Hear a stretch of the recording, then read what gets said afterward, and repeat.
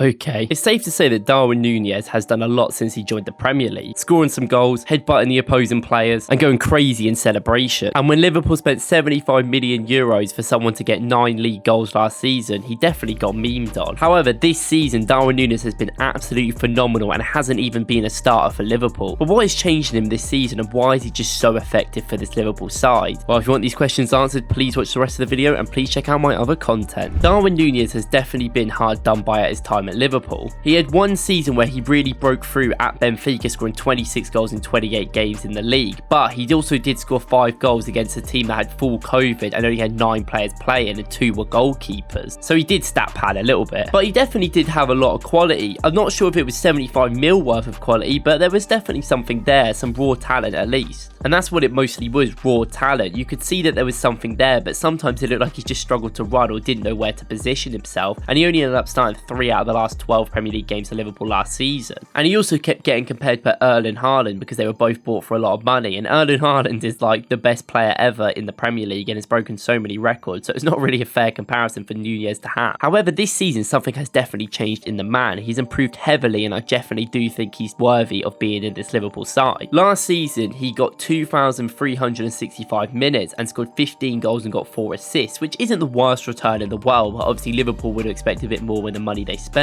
However, in just over 500 minutes this season, and crucially just 5 starts in all competitions, he has 9 goal contributions, getting 5 goals and 4 assists, which puts him on a course to definitely beat his record from last season. Nunez has always been a bit of a weird player because at 187 metres tall, he's a very big guy and he's very physical, so you expect him to get in the box and, you know, keep up with the defenders, but he never really has done that in his career. Nunez is right-footed, but likes using his left foot at decent times because it's not the worst in the world, and he actually often likes staying on that left side. I mean, this has been very common with him. He actually stays as the left side and comes into the middle in different attacks. And for Liverpool, you can see that he is mostly down that left side. He mostly wants to start there and at least stay there until the chance is very crucial into the box. And he's very uncomfortable when it is on that other side. And most of his goals are usually around the penalty box. He likes having it on his right foot so he can take his time and shoot. But this season we've seen a very big difference. He's very willing to shoot on his left foot and cut across with his right. He also got ditched at the start of this season because instead of him being the only real natural striker in that Liverpool side, maybe Jota you could say as well, they would rather play Gakpo and Jota as a front 5, front 6 when they didn't even have a DM and just go full attack than even play Nunez on the pitch. And because last season it seemed very often that he wanted to get that on that left side, it was quite easy to predict what Nunez was going to do. Defenders would just back off him and let him do what he wanted because as soon as he started running with the ball, he'd often make a mistake or don't do the wrong pass because his decision making was still quite poor. But this season it just seems like he doesn't care, and I think this is what helps him so much. He's been so unpredictable this season. He's done so many things that we've never seen in his career before, like being so good on different sides, being very good up front by himself because he's usually better with a partner, and coming on and being a very, very vital player for Liverpool when they're not even that good. And it definitely does help that Liverpool's attack is very vital and they very much score a lot of goals, but I do think he's a very big part of that when he's come off the bench. And he's definitely got better at driving with the ball. He's very quick on the ball as it is. He's actually one of the quickest players when he was in the Premier League in Portugal, but he's actually improved that this year, and he's actually does seem like he knows what he's doing with his legs and what to do. I do also think that how Liverpool's midfield works now is much more better for Nunez, and it's definitely helped his ability because last season it was often that he would have to drop in to sort of progress the ball up for Liverpool, as he didn't have anyone naturally had that creative ability to try and pick it up, so he basically had to do a lot of the creativity for his own work. But this season, with the addition of Szoboszlai and McAllister in that double pivot back and another midfielder being there, he has a lot more presence in midfield for Liverpool, and it definitely helps Nunez have a lot more space going forward, and it means he doesn't need to drop as deep, and his hold-up play isn't as important as it was last year because the hold-up play is something he really does struggle with. And the creativity part of the midfield really helps because obviously you've got Szoboszlai going back and helping, but he's also been that creative output. You've got Jones, you've got Elliott, and you've got also McAllister, who's very far much the deepest, but he can still do a killer ball, especially when they let Trent invert and go up the field because he can do that diagonal balls. And with Nunez loves staying on that left-hand side, then that definitely really helps him with his physicality to try and get a chance, because Nunez can be that in-behind striker. He's very strong, but he's also very quick, and he definitely has these abilities. That's why Liverpool signed him. You know, he might be raw, but he definitely has a lot there. But it's not just his pace, it's also his strength as well, which helps him get the chances he needs to. And he is actually not too bad in the air, as he is quite tall, so you expect him to win some headers. And this definitely helps the physical aspect of people's game, because a lot of big teams have been trying to get more physical aspects in, and Nunez is just a big physical specimen. Salah and Jota are really not going to be that physical presence, and Diaz is often going to be the one that's creating the chances to help him down that left side. And Liverpool, like when they press him when they have the ball, to have basically a front five, so they have the two midfielders, Szoboszlai, and obviously it's probably Elliott, maybe Jones sometimes, with Diaz, Salah, and then whoever's up front, which is probably going to be Nunez. And this helps him press a lot more quicker up the pitch. It obviously helps Nunez because he doesn't need to come back, he doesn't need to hold up play, and he can kind of just be that striker in the middle where he needs to be and sort of pick up positions where he needs to.